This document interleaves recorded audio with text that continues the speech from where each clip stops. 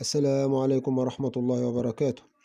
مستر أسامة يحييكم في برنامج ستيب باي ستيب لاستكمال باقي قواعد حلقات اللغة الإنجليزية للمبتدئين وقواعد الأساسية في اللغة الإنجليزية.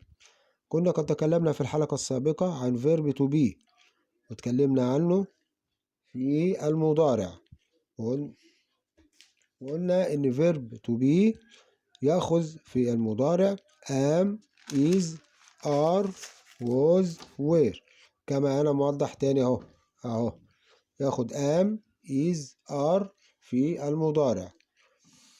طيب، يكون، أنا أكون، هو يكون، هي تكون، هو أو هي الغير العاقل يكون، we are نحن نكون، they are هم يكونوا، you أنت أو أنت أو أنتم تكونوا.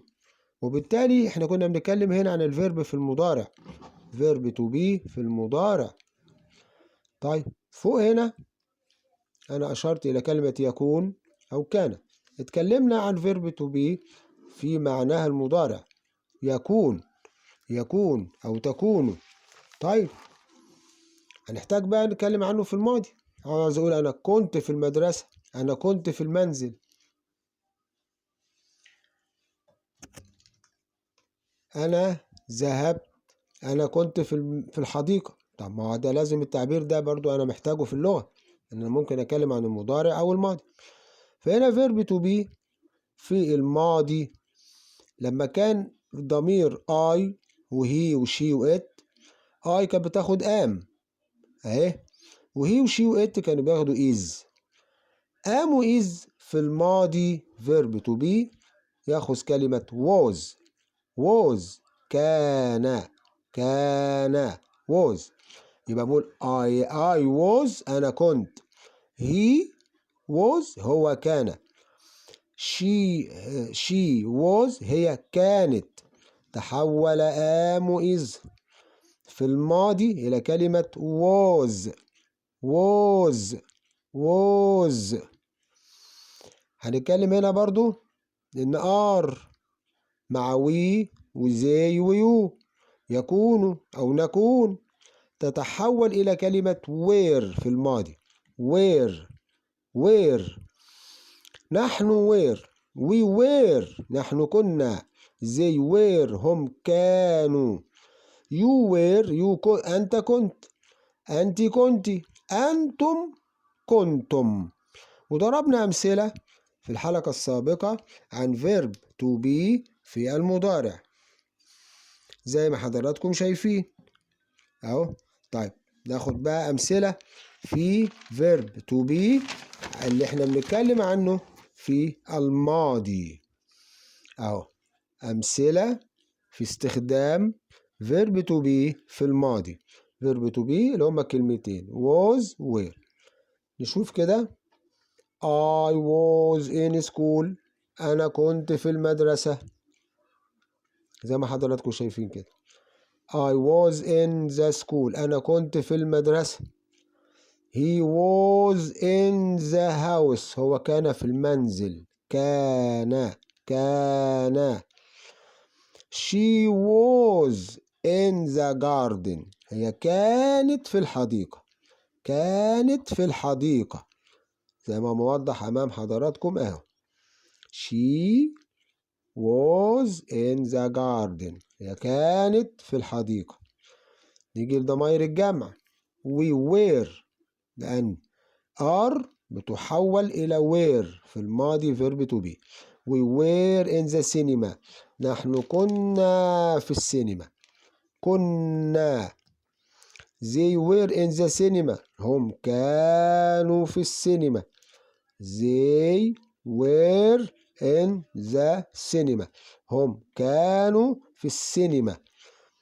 you were in the school أنت كنت في المدرسة، أو نقول أنت كنت في المدرسة، أو نقول أنتم كنتم في المدرسة كما هو واضح أمام حضراتكم للتفصيل. وبالتالي هنوضح بقى هنا إجمالي الموضوع إن verb to be يأخذ الشكلين دول التلات أشكال دول في المضارع. am is are. am مع I، is مع he وشي وإت، are مع ضمائر الجمع we وزي ويو في المضارع. في الماضي am و is تتحول إلى was تأتي مع ضمير I وهي وشي وإت اللي هو الضمائر المفردة. are ضمير الجمع يتحول إلى were في الماضي. في الماضي كما سبق ووضحنا في الأمثلة اللي فوق اللي احنا أشرنا إليها. were في الماضي، يبقى عشان احنا نحفظ الفيرب ده هو عبارة عن 5 كلمات مع الضمائر، 3 في المضارع am is are، 2 في الماضي was were. am is are was were. الضمير ده مهم جدا، لأن احنا لما نيجي نحول السؤال بهل هنسأل بالضمير ده، هنسأل بيه. وعلى سبيل المثال طبعا قبل ما نشرح الأسئلة إن شاء الله في درس مفرد لتكوين السؤال، بس ده عشان نشير إليه. ادي I was in the school، أنا كنت في المدرسة. طب أنا عايز أقول هل كنت في المدرسة؟ هل أنت كنت في المدرسة؟ أجيب الضمير، أجيب الفعل المساعد وأحطه قبل الفاعل، أقول له was you in the school؟ was he in the house؟ هل كان هو في المنزل؟ هل كان؟ فأنا بستخدم verb to be واستعمله في السؤال. هنا هو جاي بعد الفاعل I was، يعني جملة مثبتة. he was in the house، هو في المنزل. طب هل هو كان في المنزل؟ أقول was he in the house؟ طبعا بإذن الله هنشرح ده بالتفصيل، بس أنا بأشير ليه في الموضوع ده إلى أهمية verb to be وأهمية verb to have وأهمية verb to do اللي هنتكلم عنهم. الأفعال المساعدة الثلاثة دول مهمين جدا، لأن أنا بكون بيهم جملة، بسأل بيهم، أخرج الفعل المساعد بره. was she in the garden؟ هل هي كانت في الحديقة؟ أو جملة مثبتة she was in the garden، يبقى بقول جملة ثابتة أو أسأل بيه. خرجه بره أسأل بيه، يبقى أنا هنا بتكلم عن الفيرب to be وأهميته. النفي بعد كده هنتكلم عن النفي إن شاء الله، وهتلاقي أداة النفي هتدخل ورا الفعل المساعد ده. يبقى نفيت he was not in the house، هو ما كانش في المنزل. كل اللي أنا أشرت إليه ده هنتكلم عنه بالتفصيل في حلقات أخرى إن شاء الله. بس أنا ليه نوهت للنقاط البسيطة دي؟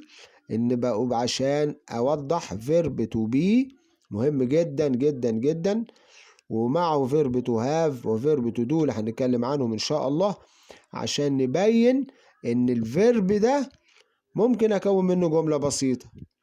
ممكن نقول I am in the school، أنا أكون في المدرسة. طب أغير am أخليها was I was in the school، أنا كنت في المدرسة. يبقى قدرت أتكلم عن المضارع والماضي. he was in the house، هو يكون هو كان في المنزل. أو لو اتكلمت عن الفيرب في المضارع مع he يبقى he is in the house، هو يكون في المنزل. هنا he was in the house، هو كان في المنزل. فيرب مهم جدا، بيساعدني مع الضمائر ان انا اكون جملة، بيساعدني ان انا اكون سؤال، وممكن السؤال ده انفيه، اقول no واحط له نوت، ادخل نوت على فيرب تو بي، اتنفت الجملة.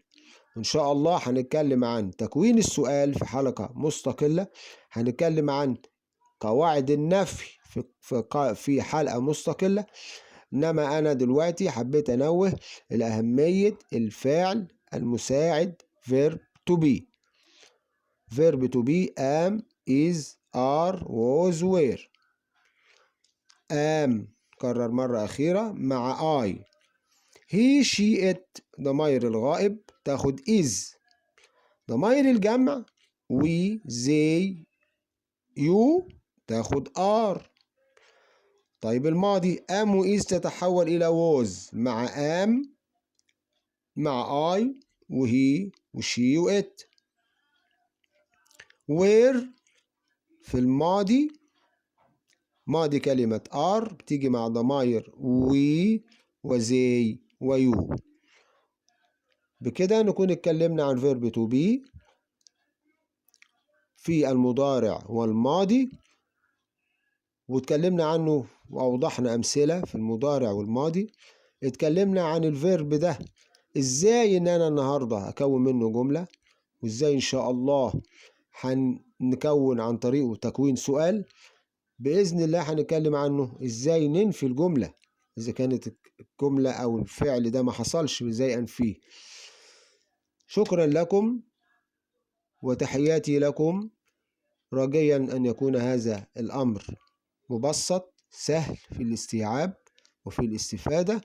وإن شاء الله في حلقة قادمة هنتكلم عن فيرب to have برضو في المضارع والماضي، هنتكلم عن فيرب to do في المضارع والماضي. هيساعدنا كتير كتير جدا جدا جدا في تكوين الجملة البسيطة. أحط الضمير وراه الفعل المساعد وأقول الجملة اللي أنا عايزها، أكون الجملة اللي أنا عايزها. وأنا ضربت أمثلة بسيطة عشان توضح. ممكن أعمل جملة بسيطة في اللغة الإنجليزية منتهى البساطة، تدي تسهيل للفهم وتسهيل في استعمال الفيرب وتسهيل في تكوين الجمل البسيطة، راجيا من الله أن يكون هذا الأمر خالصا لوجهه متقبلا عنده ومحققا لكم الاستفادة. وبإذن الله إلى حلقة قادمة إن شاء الله للتكلم والتحدث عن شرح فيرب to have. والسلام عليكم ورحمة الله وبركاته، وتحياتي لكم مستر أسامة، وإلى حلقة قادمة إن شاء الله.